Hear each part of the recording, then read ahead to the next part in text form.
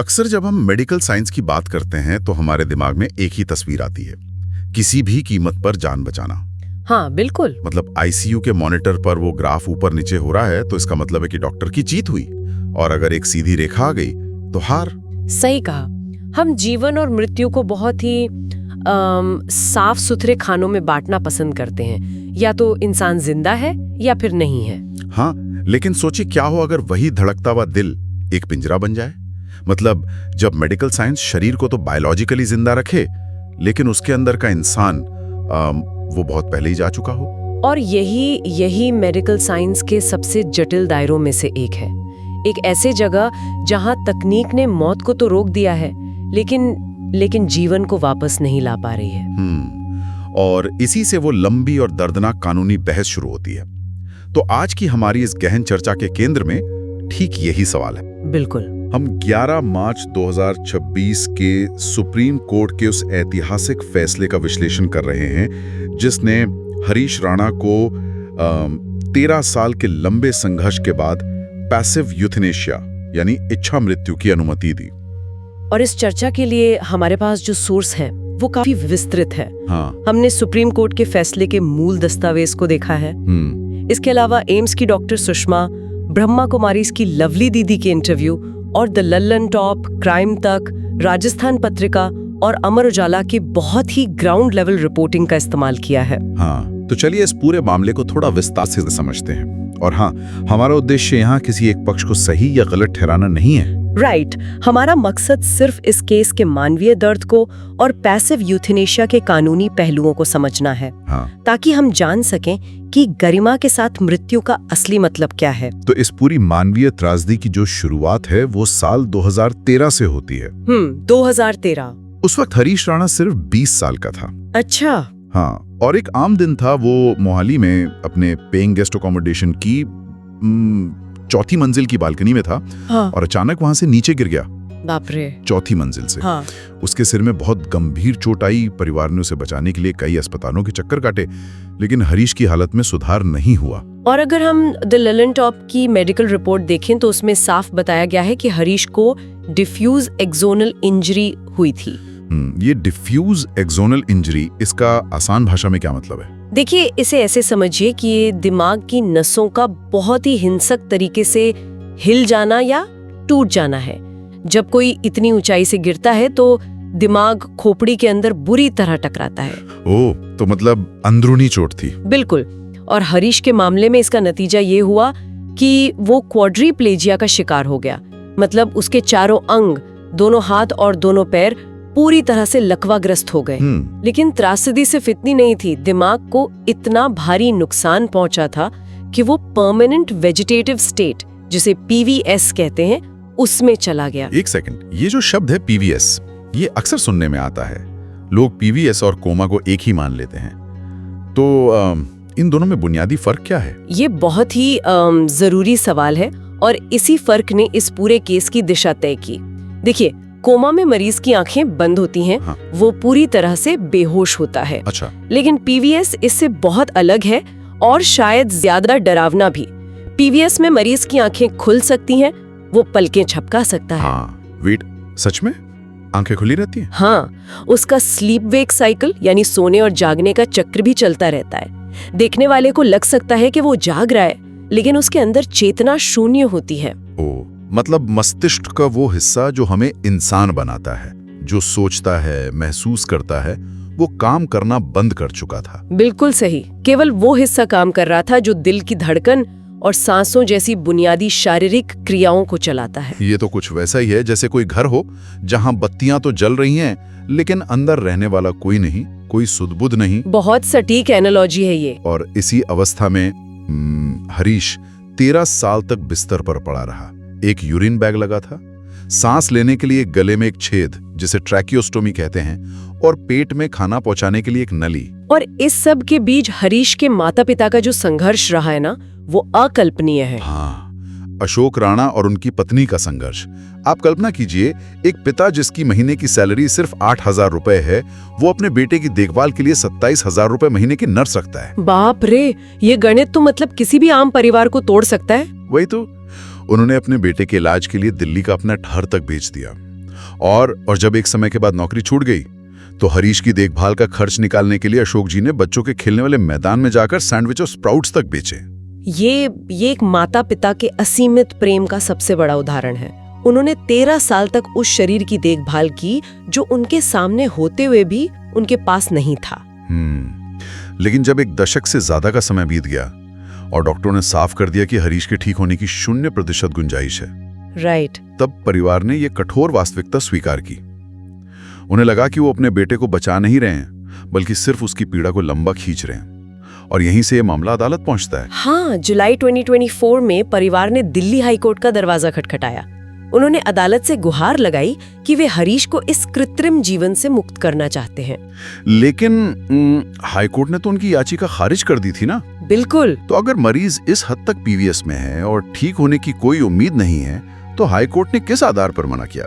High court का जो तर्क था ना, वो पूरी तरह से तकनीकी था। अदालत ने देखा कि हरीश किसी मैकेनिकल सपोर्ट पर नहीं है। अच्छा, मैकेनिकल सपोर्ट से उनका मतलब वेंटिलेटर से था? हाँ, आमतौर पर अदालतें लाइफ सपोर्ट का मतलब सिर्फ वेंटिलेटर समझती हैं। हाईकोर्ट ने कहा कि हरीश बाहरी मशीन के बिना खुद सांस ले रहा है, उसका दिल खुद धड़क रहा है, इसलिए हम दखल नहीं दे सकते। मतलब उन्होंने लाइफ सपोर्ट की परिभाषा को सिर्फ फेफड़ों और सांसों तक सीमित कर दिया। लेकिन परिवार ने हार नहीं मानी, वो सुप्रीम कोर्ट गए। और फिर आता है 11 मार्च 2026, सुप्रीम कोर्ट का वो ऐतिहासिक फैसला जिसने इस पूरी मेडिकल और कानूनी बहस का रुख ही मोड़ दिया। हाँ, और इस फैसले में जो सबसे बड़ी बहस थी वो एक मेडिकल प्रक्रिया को लेकर हुई जिसे कैंज कहते हैं, यानी clinically assisted nutrition and hydration. Right, आसान भाषा में कहें तो पेट में एक ट्यूब डालकर मरीज को खाना और पानी देना, जिसे पीईजी ट्यूब कहते हैं। अब मैं यहाँ थोड़ा रुकना चाहूंगा और एक सवाल पूछना चाहूंगा। हाँ, पूछिए। बहुत से लोगों के मन में ये आ रहा होगा कि अगर किसी बीमार इंसान को खाना खिलाना या पानी पिलाना ये तो एक बुनियादी मानवीय देखभाल है ना, बेसिक केयर है। तो पेट में ट्यूब से खाना देना अचानक से एक मेडिकल ट्रीटमेंट कैसे बन गया? मतलब अगर आप खाना रोक देंगे तो क्या वो भूखे मरने जैसी स्थिति नहीं होगी? ये बहुत ही वाजिब सवाल है और अदालत के सामने भी ठीक यही नैतिक दुविधा थी। लेकिन सुप्रीम कोर्ट ने अपने जजमेंट में इस फर्क को बहुत बारीकी से समझाया है। अच्छा, कैसे? इसके लिए उन्होंने ब्रिटेन के एक बहुत मशहूर एयरडेल केस का संदर्भ दिया। कोर्ट ने साफ कहा कि कैन एच कोई साधारण खाना खिलाना या चम्मच से दूध पिलाना नहीं है। इसे एक उदाहरण से समझते हैं। मान लीजिए किसी को ठंड लग रही है और आप उसे कंबल उड़ा देते हैं। ठीक है, ये बेसिक केयर है। लेकिन अगर आप किसी की त्वचा के नीचे सर्जरी करके कोई कृत्रिम हीटिंग सिस्टम लगा देते हैं तो वो एक मेडिकल ट्रीटमेंट है। कैन बिल्कुल ऐसा ही है। ओह, तो पेट में वो जो ट्यूब डालते हैं उसके लिए सर्जरी होती है? बिल्कुल सर्जरी होती है, और उस नली के जरिए कितना पोषण देना है, कितनी कैलोरी होगी, ये कोई परिवार का सदस्य तय नहीं करता, ये डॉक्टर तय करते हैं। मतलब ये सिर्फ खाना खिलाना नहीं है, ये पूरी तरह से एक क्लिनिकल प्रक्रिया है। हाँ, और इसमें जोखिम बहुत ज्यादा होते हैं। इस प्रक्रिया में पेरिटोनाइटिस जैसे जानलेवा संक्रमण का भारी खतरा होता है।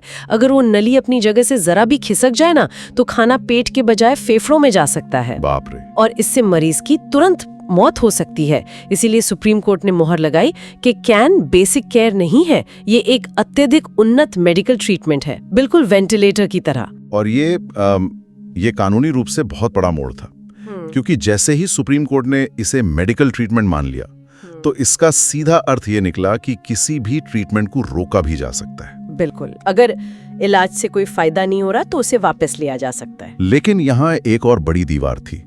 हरीश तो खुद बोल ही नहीं सकता था। उसने अपनी जिंदगी में पहले से कभी कोई लिविंग विल नहीं बनाई थी कि ऐसी स्थिति में उसके साथ क्या किया जाए। तो जब मरीज अपनी इच्छा नहीं बता सकता तो ये फैसला कौन करेगा? क्या सिर्फ परिवार के कहने पर सपोर्ट हटा सकते हैं? नहीं, कानूनी से इतना आसान नहीं छोड़ता। यहीं पर भारतीय संविधान का अनुच्छेद 21, आर्टिकल 21 और बेस्ट इंटरेस्ट स्टैंडर्ड सामने आता है। अच्छा। आर्टिकल 21 हमें गरिमा के साथ जीने का अधिकार देता है, और सुप्रीम कोर्ट ने 2018 के दिशा निर्देशों का हवाला देते हुए साफ किया कि गरिमा के साथ जीने के अधिकार में गरिमा के साथ मरने का अधिकार भी शामिल है। Right to die with dignity. Right. और चूंकि हरीश की कोई लिविंग विल नहीं थी, अदालत को ये तय करना था कि उसका बेस्ट इंटरेस्ट या सर्वोत्तम हित क्या है। और ये फैसला सिर्फ परिवार का नहीं था। तो फिर ये बेस्ट इंटरेस्ट तय किसने किया? ये काम मेडिकल विशेषज्ञों का है। एम्स के डॉक्टरों के 2 बोर्ड बनाए गए, एक प्राइमरी और एक सेकेंडरी मेडिकल बोर्ड। ओके। इन दोनों बोर्ड्स ने हरीश की विस्तार से जांच की। उन्हें ये देखना था कि क्या इस आर्टिफिशियल ट्रीटमेंट से मरीज को कोई लाभ हो रहा है, और दोनों बोर्ड्स ने एक मत से कहा कि हरीश के ठीक होने की उम्मीद 0 है। मतलब वो कृत्रिम पोषण सिर्फ मौत की प्रक्रिया को लंबा खींच रहा था। बिल्कुल।